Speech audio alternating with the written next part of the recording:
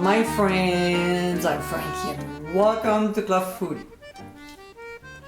Depending where you're from, there might be certain ingredients that are not commercially available. When I moved from Toronto to Vancouver, although it was still in Canada, I couldn't find certain food items, such as croton. Here's a condiment that surprisingly is not distributed around the globe.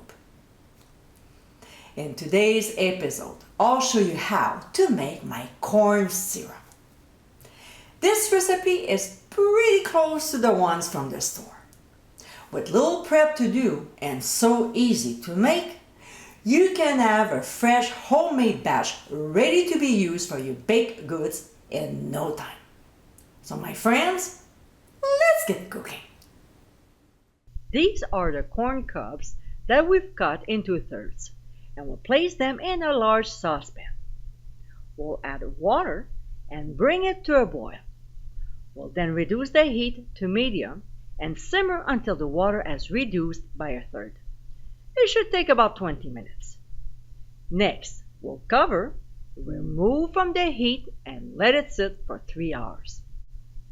A few hours later, we'll discard the corn cobs and pour the liquid into a fine sieve placed over a bowl. We'll discard what we've collected from the sieve.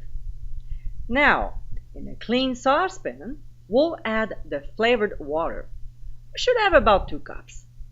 To this, we'll add granulated sugar and a small pinch of ground sea salt.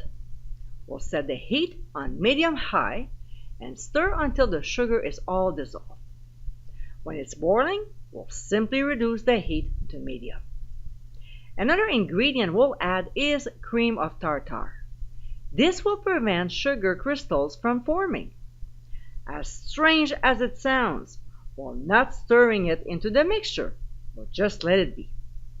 Also, we'll do an additional step to make sure the sugar won't crystallize, and it is brushing the sides of the saucepan with water using a pastry brush. I'm explaining more in detail what it does on the website, so check it out. We'll let it simmer for about 30 minutes or until the temperature reaches 240 degrees Fahrenheit. We'll remove from the heat and let it cool off before transferring it to a glass jar, such as a mason. And my friends, this is our corn syrup. This recipe is a great way to make it at home without artificial ingredients. It makes a little over 2 cups, so you'll have plenty to make several recipes. I hope you give it a try soon, and be sure to visit clubfoodie.com for ingredient amounts and more info.